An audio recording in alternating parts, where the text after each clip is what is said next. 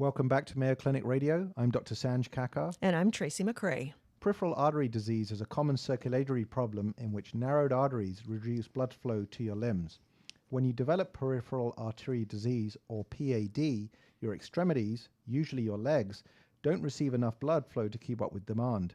This causes symptoms, most notably leg pain when walking, and this is called claudication. Holy smokes, that's a big word.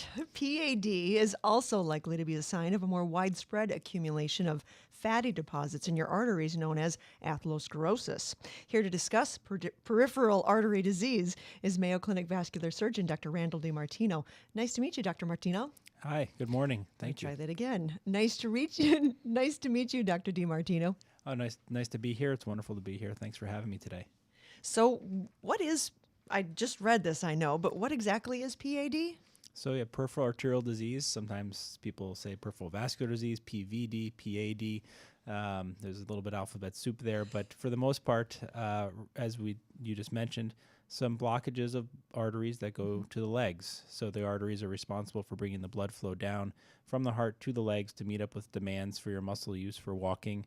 And if you have blockages, you get impairment of being able to keep up with that demand. You can get cramps, just like if you were to go for a run and get a cramp in your side because of low oxygen. You get a cramp in your legs because your blood flow can't keep up and bring the oxygen it needs to your calves or thighs or sometimes even buttocks, depending on where your blockages are. It can cause symptoms in different areas. Wait a minute, is that a Charlie horse? Is it the same thing as that, or is this a different deal altogether? Different, but sometimes people will sort of describe it that way because that's what they know of being a kid and having a cramp come on, and then it goes away, and they say, I get a Charlie horse or something of that nature, but it is a different problem. Okay. But some people just know that, and they may describe it that way. Let's just say if someone is having Charlie horses and they think, I'm just having Charlie horses, is that something that they should say, well, maybe this is PAD? Typically, patients will describe walking at various distances, but usually for that one person, it might be the same or similar distance each time causes them to need to stop. Sometimes referred to as a window gazer's disease, where patients may walk, down the street, they stop and gaze at a window for a few minutes because their legs are cramping them. They wait a few minutes, the blood flow catches up, and then they continue walking. It's just a way of sort of subtly not letting anybody realize that you have a problem.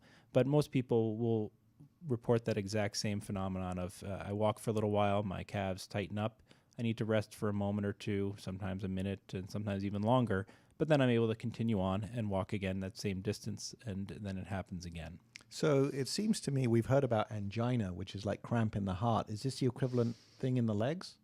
Very much similar. It's except you don't have the same consequences. Certainly, you don't have a heart attack of the legs, Sure. so to speak. But it's a similar problem in terms of blockages of the heart not meeting, causing a demand supply mismatch of blood flow to the legs. What are the risk factors for someone's getting PAD? So it's similar to heart disease in that this is peripheral vascular disease, or atherosclerosis in general, is a systemic problem. So it can happen in the heart just like it can happen in the legs and vice versa. So patients who have it have similar risk factors, and they can be at risk for heart disease as well. But things like having high blood pressure, high cholesterol, diabetes, history of smoking, and then things that you can't change, such as advanced age, being male, are things that are more common for patients who have peripheral arterial disease. So for heart disease, there are medications one can take. What about for peripheral vascular disease? Are there any medications, for example, an aspirin or a statin that we hear about these days? So so when we meet a patient who has peripheral arterial disease, one of the most important things to pay attention to is what their lifestyle is like at the moment and what their medication profile is like. So typically, one of the first things we'll talk to patients about is if they're smoking, they should stop smoking. If they're if they're not on an aspirin, they should be on an aspirin, mostly because of the benefit of reducing the risk of heart attack or strokes in the future, because we know that they have blockages elsewhere in their body if they have blockages in their legs. And statins are also effective therapy in terms of reducing cholesterol, stabilizing plaques in various territories of the body, and are part of that. And then walking programs are usually instituted to help people sort of achieve better walking over time as first-line therapy, but sort of the first approach to peripheral arterial disease has to address all of these things, including medical therapy as well as their habits and other factors that can reduce the risk of progression. You mentioned the cramping in the legs or the window gazers, walking pattern. Are there other symptoms or signs that could tip them off? Patients who have very advanced disease, meaning they may have not even paid attention to some of these signs for a long time, can get into a different area of peripheral arterial disease we term critical limb ischemia. That's where actually the blockages are usually at multiple levels of the body and can actually start to impair your ability to heal wounds or cause pain just because the blood flow is so poor. And those are very much a separate group, and they have different treatment patterns because it's a more dire circumstance than those with just claudication. You know, Tracy, I find this extremely interesting because most of us think hip and knee problems and back problems causing leg pain, but obviously you're telling us about peripheral arterial disease. How do you tell the difference if it's, for example, coming from the spine and I have sciatica? Is that the same thing? So it can be tough to tease the two apart. Sometimes nerve discomforts or spinal stenosis can mimic peripheral arterial disease. It can be called spinal, neurogenic claudication, can be, which is just a twist on the word claudication we use for referring to the arterial circulation. There's that big word again, Tracy. Yeah, it's tricky, very tricky. One of the best ways to help figure that out can just be the history. You know, people who have spinal stenosis, oftentimes they feel better when they sit down, lean forward, they open up the spinal foramina where the nerves come out, and that relieves their symptoms. Patients with peripheral arterial disease may not need to sit. They can just stand for a few minutes and their symptoms will go away. So sometimes just talking to the patient about how their symptoms are. Otherwise, they may need more invasive testing in terms of an MRI to look at the spine, but oftentimes just a history can help figure that out. And we often do non-invasive tests, which are basically blood pressures of the legs that can sort of help figure out if somebody has peripheral arterial disease. That's sort of the first line test to check. I understand that you have been doing some research on the different treatment options. So first, let's talk about what's the regular course of treatment that you would have if someone has PAD. So the first thing is most people have mild PAD. It's very few people that get to that more critical stage that I discussed. But the first thing is really being on the right medication regimens and stopping smoking. And the medication regimens really being statin therapy, aspirin therapy, and sometimes being on an ACE inhibitor. Okay. Unfortunately, not everybody gets on that. Only about maybe 40 to 60% of Americans with PAD are estimated to be on the right medications. And so it may be that they're not diagnosed. It may be that it's not recognized how beneficial these medications can be in reducing heart attack or stroke or progression of their peripheral arterial disease. And so getting on them is really, really key.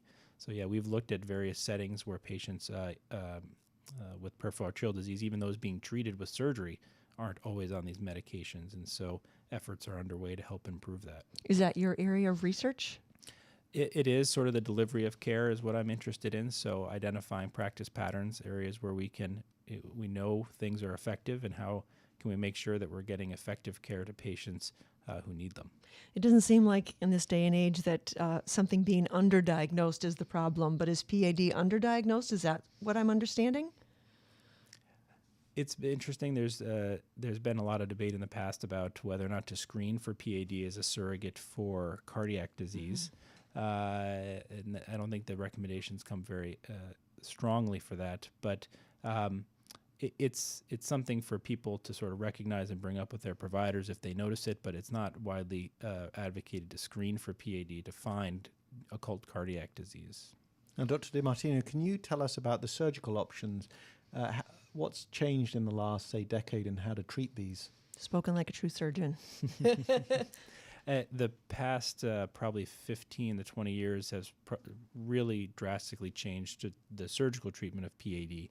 So whereas once medical therapy and walking programs are not helpful or fail or don't improve symptoms, surgical therapy can help relieve symptoms by actually reinstituting better circulation to the extremities, either through a bypass surgery, which is a more invasive operation of sort of like a bypass for the heart. We take a vein and we use it to replace an artery.